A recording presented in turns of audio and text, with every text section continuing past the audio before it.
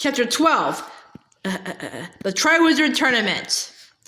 Through the gates, flanked with statues of winged boars, and up the sweeping drive through the carriages trundled, swaying dangerously in what was fast becoming a gale. Leaning against the window, Harry could see Hogwarts coming nearer, its many lighted windows blurred and shimmering behind the thick curtain of rain. Lightning flashed across the sky as their carriage came to a halt before the great oak front doors, which stood at the top of a flight of stone steps. People who had occupied the carriages in front were already hurrying up the stone steps into the castle. Harry, Ron, Hermione, and Neville jumped down from their carriage and dashed up the steps too, looking up only when they were safely inside the cavernous torchlit entrance hall with its magnificent marble staircase. "Blimey," said Ron, shaking his head and sending water everywhere. "If that keeps up, the lake's going to overflow. I'm soaked. Arrgh!" A large, red, water-filled balloon had dropped from out of the ceiling onto Ron's head and exploded. Drenched and sputtering, Ron staggered sideways into Harry just as the second water bomb dropped. Narrowly missing Hermione, it burst at Harry's feet, sending a wave of cold water over his sneakers into his socks. People all over them shrieked and started pushing one another in their efforts to get out of the line of fire. Harry looked up and saw, floating 20 feet above them, Peeves the Poltergeist, a little man in a bell-covered hat and orange bow tie, his wide, malicious face contorted with concentration as he took aim again. "Peeves!" yelled an angry voice. "Peeves, come down here at once!" Professor McGonagall, deputy headmistress and head of Gryffindor House, had come dashing out of the great hall. She skidded on the wet floor and grabbed Hermione around the neck to stop herself from falling. "Ouch! Sorry, Miss Granger." "That's all right, Professor," Hermione gasped, massaging her throat. "Peeves, get down here now," barked Professor McGonagall, straightening her pointed hat and glaring upward through her square-rimmed spectacles. "Not doing nothing," cackled Peeves, lobbing a water bomb at several fifth-year girls, who screamed and dived into the great hall. "Already wet, aren't they, little squirts? Whee!" And he aimed another bomb at a group of second years who had just arrived. "I shall call the headmaster," shouted Professor McGonagall. "I'm warning you, Peeves." Peeves stuck out his tongue, threw the last of his water bombs into the air, and zoomed off up the marble staircase, cackling insanely. "Well, move along then," said Professor McGonagall sharply to the bedraggled crowd. "Into the great hall, come on." Harry, Ron, and Hermione slipped and slid across the entrance hall and through the double doors on the right, Ron muttering furiously under his breath as he pushed his sopping hair off his face.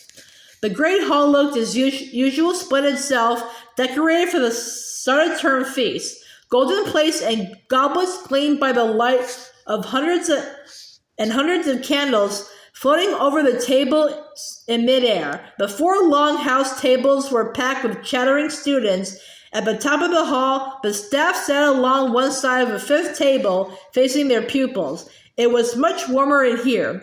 Harry, Ron, and Hermione walked past the Slytherins, the Ravenclaws, and the Hufflepuffs, and sat down with the rest of the Gryffindors at the far side of the hall, next to nearly headless Nick, the Gryffindor ghost. Pearly white and semi-transparent, Nick was dressed tonight in his usual doublet, but with a particularly large ruff, which served the dual purpose of looking extra festive and ensuring that his head didn't wobble too much on his partially severed neck. "Good evening," he said, beaming at them. "Says who?" said Harry, taking off his sneakers and emptying them of water. "Hope they hurry up with the sorting. I'm starving." The sorting of the new students in houses took place at the start of every school year, but by an unlucky combination of circumstances, Harry hadn't been present at one since his own. He was quite looking forward to it. Just then, a highly excited, breathless voice called down to the table. "Hi, Harry." It was Colin Creevey, a 3rd year to whom Harry was something of a hero. "Hi, Colin," said Harry warily. "Harry, guess what?" Guess what, Harry? My brother's starting. My brother Dennis. Good, said Harry. He's really excited, said Colin, practically bouncing up and down in his seat. I just hope he's in Gryffindor. Keep your fingers crossed, eh, Harry? Yeah, all right, said Harry. He turned back to Hermione, Ron, and nearly headless Nick. Brothers and sisters usually go in the same houses, don't they? He said. He was judging by the Weasleys, all 7 of whom had been put into Gryffindor. Oh no, not necessarily, said Hermione. Parvati Patil's twins in Ravenclaw, and they're identical. You'd think they'd be together, wouldn't you? Harry looked up the staff table. There seemed to be rather more empty seats there than usual. Hagrid, of course, was still fighting his way across the lake with the first years. Professor McGonagall was presumably supervising the drying of the entrance hall floor, but there was another empty chair too, and Harry couldn't think who else was missing. Where's the new Defense Against the Dark Arts teacher? Said Hermione, who was also looking up at the teachers.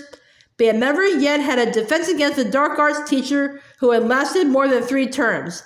Harry's favorite by far had been Professor Lupin, who had resigned last year. He looked up and down the staff table. There was definitely no new face there. Maybe they couldn't get anyone, said Hermione, looking anxious.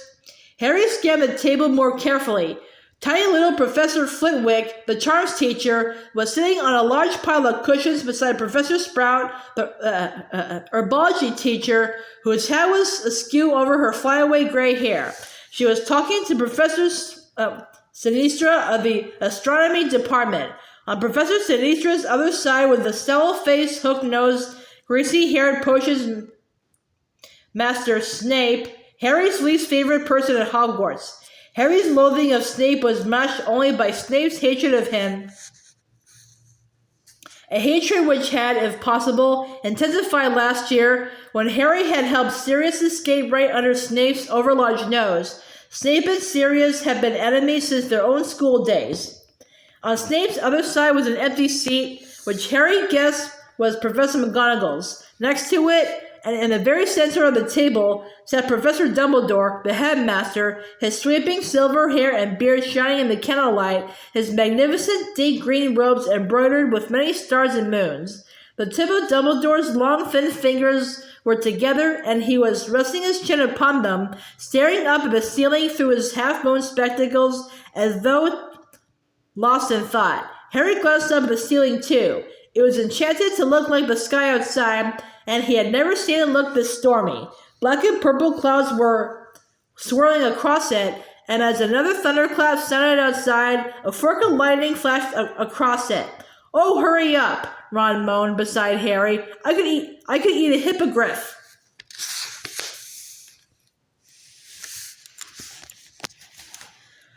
The words were no sooner out of his mouth than the doors of the great hall opened and silence fell. Professor McGonagall was leading a long line of first years up to the top of the hall. If Harry, Ron, and Hermione were wet, it was nothing to how these first years looked.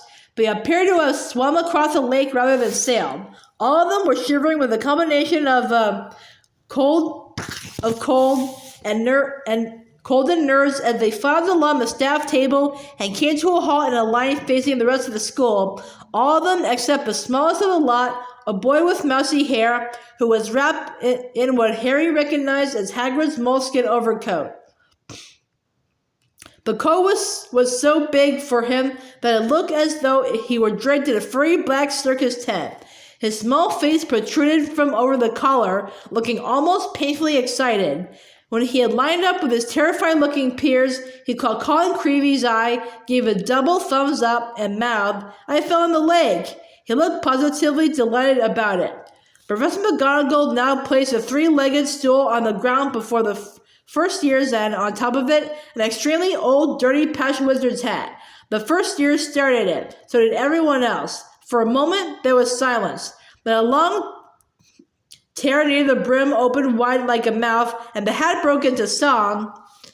1,000 years or more ago, when I was nearly sown, there lived 4 wizards of renown, whose names are still well known. Bull Gryffindor from Wild Moor, Fair Ravenclaw from Glen, Sweet Hufflepuff from Valley Broad, True Slytherin from Fen. They shared a wish, a hope, a dream. They hatched a daring plan to educate young sorcerers. Thus Hogwarts School began. Now each of these 4 founders formed their own house for each, did value different virtues and the ones they had to teach. By Gryffindor, the bravest were prized far beyond the rest. For Ravenclaw, the cleverest would always be the best. For Hufflepuff, hard workers were most worthy of admission, and power-hungry Slytherin loved those of great ambition. While still alive, they did divide their favorites from the throng, yet how to pick the worthy ones when they were dead and gone. 'Twas Gryffindor who found the way. He whipped me off his head. The founders put some brains in me so I could choose instead. Now slip me snug about your ears. I've never yet been wrong. I'll have a look inside your mind and tell where you belong.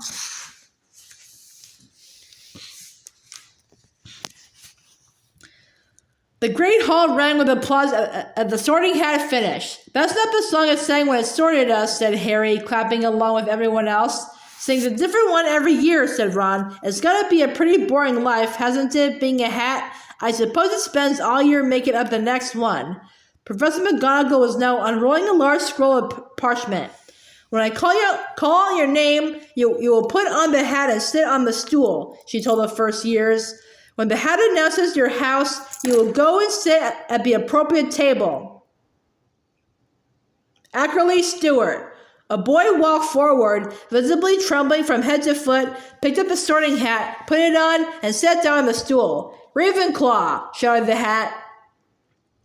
Stewart, Ackerley took off the hat and hurried into a seat at the Ravenclaw table, where everyone was applauding him. Harry caught a glimpse of Cho, the Ravenclaw seeker, cheering Stewart Ackerley as he sat down. For a fleeting second, Harry had a strange desire to join the Ravenclaw table too. Baddock, Malcolm, Slytherin.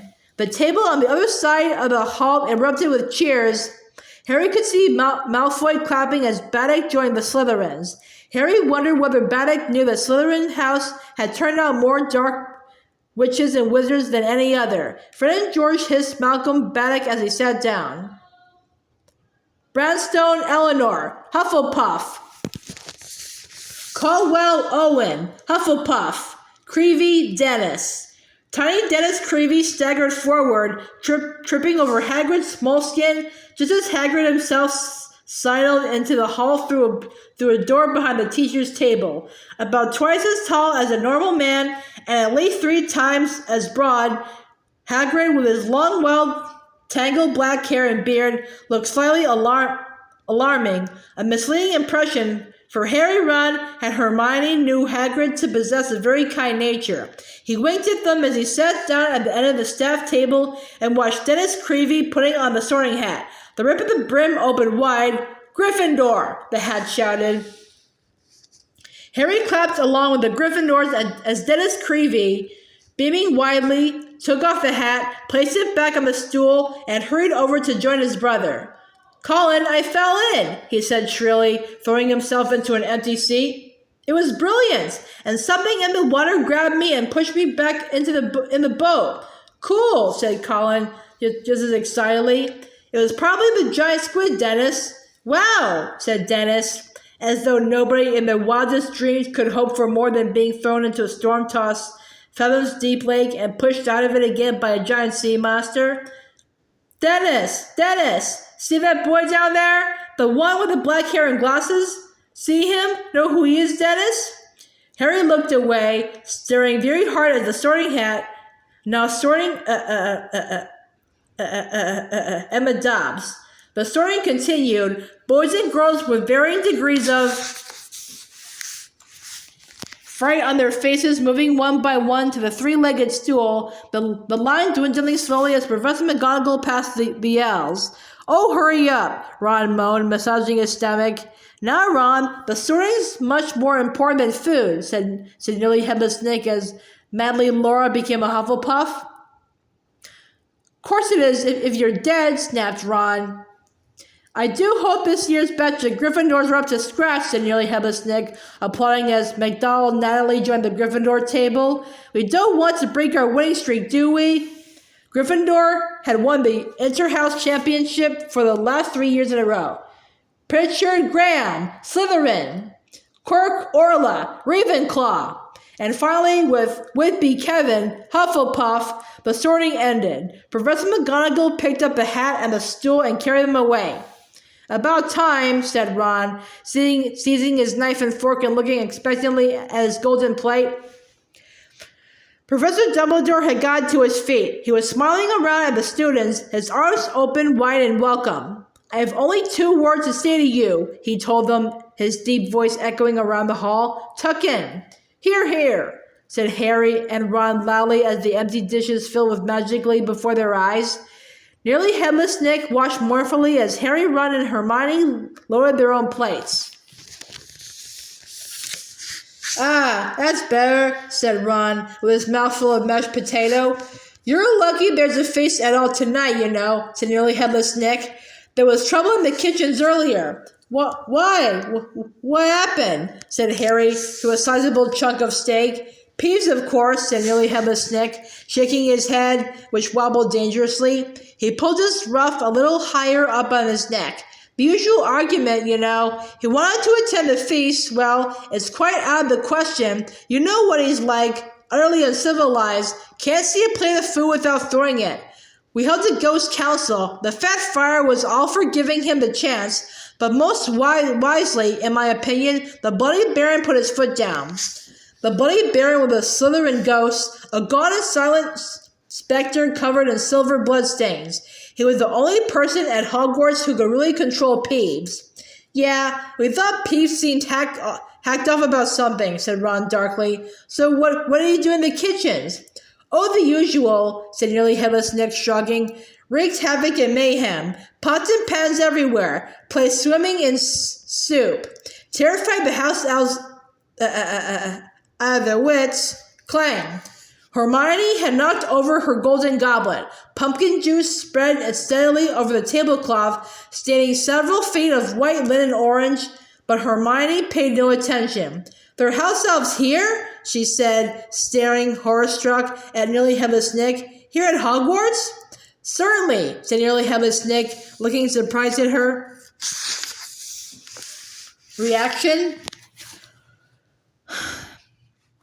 The largest number at any dwelling in Britain, I believe, over 100. I've never seen one, said Hermione. Well, they hardly ever leave the kitchen by day, do they? Said Nearly Headless Nick. They come out at night to do a bit of cleaning, see to the fires and so on. I mean, you're not supposed to see them, are you? That's the mark of a good house elf, isn't it? That you don't know it's there? Hermione stared at him. But they get paid, she said. They get holidays, don't they? And sick leave and pensions and everything. Nearly Headless Nick quarreled so much that his ruff slipped and his head flopped off, dangling on the inch or so of ghostly skin and muscle that still attached it to his neck. Sick leave and pensions, he said, pushing his head back onto his shoulders and securing it once more with his ruff. House elves don't want sick leave and pensions. Hermione looked down at her hardly touched plate of food, then put her knife and fork down upon it and pushed it away from her. Oh, come on, Hermione, said Ron, accidentally spraying Harry with bits of Yorkshire pudding. Oops, sorry, Harry, he swallowed. You won't get them sick leave by starving yourself.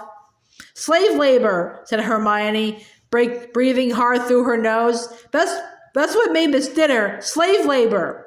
And she refused to eat another bite. The rain was still drumming heavily against the high, dark glass. Another clap of thunder shook the windows, and the stormy ceiling flashed, illuminating the golden plates as the remains of the first course vanished and were replaced instantly with puddings. Treacle tart, Hermione, said Ron, deliberately wafting its smell toward her. Spotted Dick, look, chocolate gâteau. But Hermione gave him a look so reminiscent of Professor McGonagall that he gave up.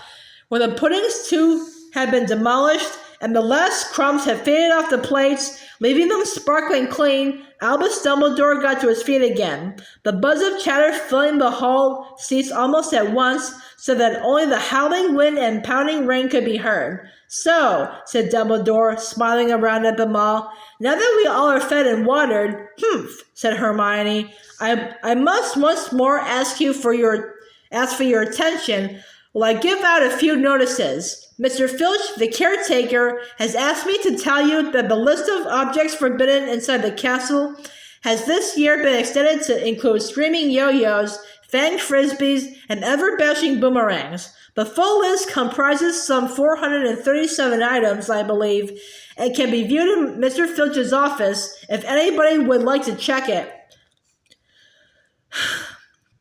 The corners of Dumbledore's mouth twitched. He continued, as ever, "I would like to remind you all that the forest on the grounds is out of bounds to students, as is the village of Hogsmeade to all below third year.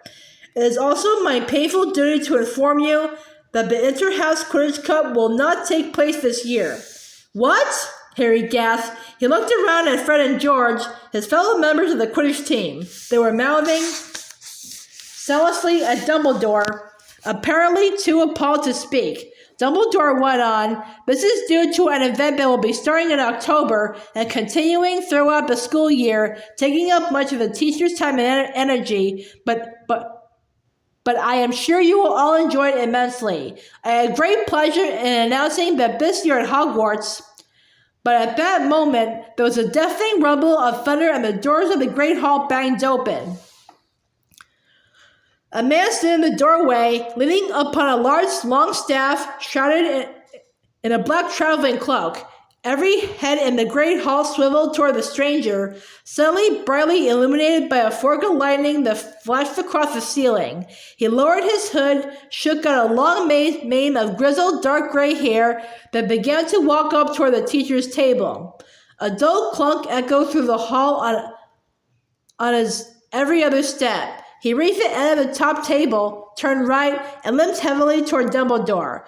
Another flash of lightning crossed the ceiling. Hermione gasped. The lightning had thrown the man's face into sharp relief, and it was a face unlike any Harry had ever seen. It looked as though it had been carved out of weathered wood by someone who had only the vaguest idea of what human faces are supposed to look like, and was none too skilled with a chisel. Every inch of skin seemed to be scarred. The mouth looked like a diagonal gash, and a large chunk of the nose was missing. But it was the man's eye that made him frightening. One of them was small, dark, and beady. The other was large, round as a coin, and a vivid electric blue. The blue eye was moving ceaselessly, without blinking, and was rolling up, down, and from side to side, quite independently of the normal eye, and then it rolled right over, pointing into the back of the man's head, so that all they could see was whiteness. The stranger reached Dumbledore. He stretched out a hand that was as badly scarred as his face, and Dumbledore shook it, muttering words Harry couldn't hear. He seemed to be making some inquiry of the stranger, who shook his head unsmilingly and replied in an undertone. Dumbledore nodded and gestured the man to the empty seat on his right-hand side. The stranger sat down, shook his mane of dark gray hair out of his face, pulled a plate of sausages toward him, raised it to what was left of his nose, and sniffed it. He then took a small knife out of his pocket, speared a sausage at the end of it, and began to eat. His normal eye was fixed upon the sausages, but the blue eye was still darting restlessly around in its socket, taking in the hall and the students. "May I introduce our new defense against the dark arts teacher?" said Dumbledore brightly into the silence. "Professor Moody." It was usual for new staff members to be greeted with applause, but none of the staff or students clapped except Dumbledore and Hagrid, who both put their hands together and applauded. But the sound echoed dismally into the silence, and they stopped fairly quickly. Everyone else seemed too transfixed by Moody's bizarre appearance to do more than stare at him. "Moody?" Harry muttered to Ron. "Mad-Eye Moody? The one your dad went to help this morning?" "Must be," said Ron in a low, awed voice. "What happened to him?" Hermione whispered. What happened to his face? Dunno, Ron whispered back, watching Moody with fascination. Moody seemed totally indifferent to his less than warm welcome. Ignoring the jug of pumpkin juice in front of him, he reached again into his traveling cloak, pulled out a hip flask, and took a long draught from it. As he lifted his arm to drink, his cloak was pulled a few inches from the ground, and Harry saw, below the table, several inches of carved wooden leg ending in a clawed foot. Dumbledore cleared his throat. As I was saying, he said, smiling at the sea of students before him, all of whom were still gazing transfixed at Mad-Eye Moody, we are to have the honor of hosting a very exciting event over the coming months, an event that has not been held for over a century. It is my very great pleasure to inform you that the Triwizard Tournament will be taking place at Hogwarts this year. You're joking, said Fred Weasley loudly. The tension that had filled the hall ever since Moody's arrival suddenly broke. Nearly everyone laughed, and Dumbledore chuckled appreciatively. I am not joking, Mr. Weasley, he said. Though now that you mention it, I did hear an excellent one over the summer about a troll, a hag, and a leprechaun who all go into a bar. Professor McGonagall cleared her throat loudly. But maybe this is not the time. No, said Dumbledore. Where was I? Ah, yes, the Triwizard Tournament. Well, some of you will not know what this tournament involves, so I hope those who do know will forgive me for giving a short explanation and allow their attention to wander freely. The Triwizard Tournament was first established some 700 years ago as a friendly competition between the three largest European schools of wizardry, Hogwarts, Beauxbaton, and Durmstrang. A champion was selected to represent each school, and the three champions competed in 3 magical tests. The schools took it in turns to host the tournament once every 5 years, and it was generally agreed to be a most excellent way of establishing ties between young witches and wizards of different nationalities. Until, that is, the death toll mounted so high that the tournament was discontinued. Death toll? Hermione whispered, looking alarmed, but her anxiety did not seem to be shared by the majority of students in the hall. Many of them were whispering excitedly to one another, and Harry himself was far more interested in hearing about the tournament than in worrying about deaths that had happened hundreds of years ago. There have been several attempts over the centuries to reinstate the tournament, Dumbledore continued, none of which has been very successful. However, our own departments of international magical cooperation and magical games and sports have decided the time is ripe for another attempt. We have worked hard over the summer to ensure that this time no champion will find himself or herself in mortal danger. The heads of Beauxbatons and Durmstrang will be arriving with their shortlisted contenders in October, and the selection of the 3 champions will take place at Halloween. An impartial judge will decide which students are most worthy to compete for the Triwizard Cup, the glory of their school, and 1,000 galleons personal prize money. I'm going for it, Fred Weasley hissed down the table, his face lit with enthusiasm at the prospect of such glory and riches. He was not the only person who seemed to be visualizing himself as the Hogwarts champion. At every house table, Harry could see people either gazing raptly at Dumbledore or else whispering fervently to their neighbors. But then Dumbledore spoke again, and the hall quieted once more.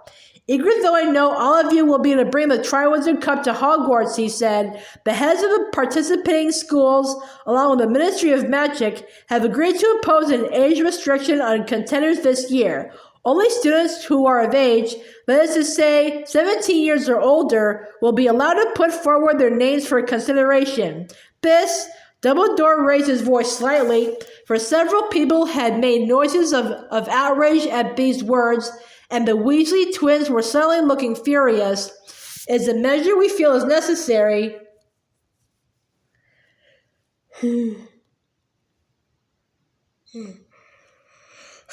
Given that the tournament task will still be difficult and dangerous, whatever precautions we take, and it is highly unlikely that but students below 6th and 7th year will be able to cope with them. I will personally be ensuring that no underage student hoodwinks are impartial judging to making them Hogwarts champion. His light blue eyes twinkled as they flickered over Fred and George's mutinous faces. I therefore beg you not to waste your time submitting yourself if you are under 17. The delegations from Beauxbatons and Durmstrang will be arriving in October and remaining with us for the greater part of this year. I know that you will all extend every courtesy to our foreign guests while they are with us and will give your wholehearted support to the Hogwarts champion when he or she is selected. And now it is late, and I know how important it is to you all to be alert and rested as you enter your lessons tomorrow morning. Bedtime, chop chop. Dumbledore sat down again and turned to talk to Mad-Eye Moody. There was a great scraping and banging as all the students got to their feet and swarmed toward the double doors into the entrance hall. They can't do that, said George Weasley, who had not joined the crowd moving toward the door, but was standing up and glaring at Dumbledore. We're 17 in April. Why can't we have a shot? They're not stopping me entering, said Fred stubbornly, also scowling at the top table. The champions will get to do all sorts of stuff you'd never be allowed to do normally, and 1,000 galleons prize money. Yeah, said Ron, a faraway look on his face. Yeah, 1,000 galleons. Come on, said Hermione. We'll be the only ones left here if we don't move. Harry, Ron, Hermione, Fred, and George set off for the entrance hall, Fred and George debating the ways in which Dumbledore might stop those who were under 17 from entering the tournament. Who's this impartial judge who's going to decide who the champions are, said Harry. Dunno, said Fred. But it's them we'll have to fool. I reckon a couple of drops of aging potion might do it, George. Dumbledore knows you're not of age, though, said Ron.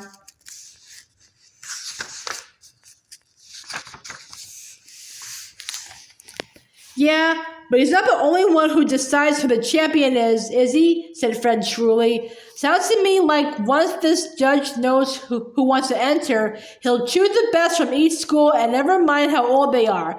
Dumbledore's trying to stop us giving our names. People have died, though, said Hermione in a worried voice as they walked through a door concealed behind a tapestry and started up another, narrower staircase. Yeah, said Fred airily. But that was years ago, wasn't it? Anyway, where's the fun without a bit of risk? Hey, Ron, what if we find out how to get around Dumbledore? Fancy entering? What'd you reckon? Ron asked Harry. Be cool to enter, wouldn't it? But I suppose they might want someone older.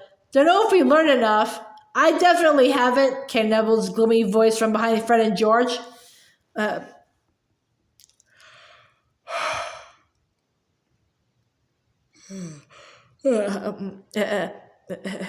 I expect my gran want me to try, though. She's always going on about how I should be upholding the family honor. I'll just have to. Oops.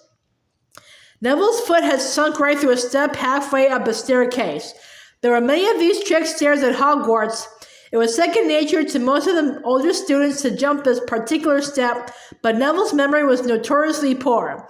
Harry and Ron seized him under the armpits and pulled him out, while a suit of armor at the top of the stairs creaked and clanked, laughing wheezily. Shut it, you, said Ron, banging down his visor as they passed. They made their way up to the entrance to Gryffindor Tower, which was concealed behind a large portrait of a fat lady in a pink dress. Password, she said as they approached. Balderdash, said George. A prefect downstairs told me. The portrait swung forward to reveal a hole in the wall through which they all climbed. A crackling fire warmed the circular common room, which was full of squashy armchairs and tables.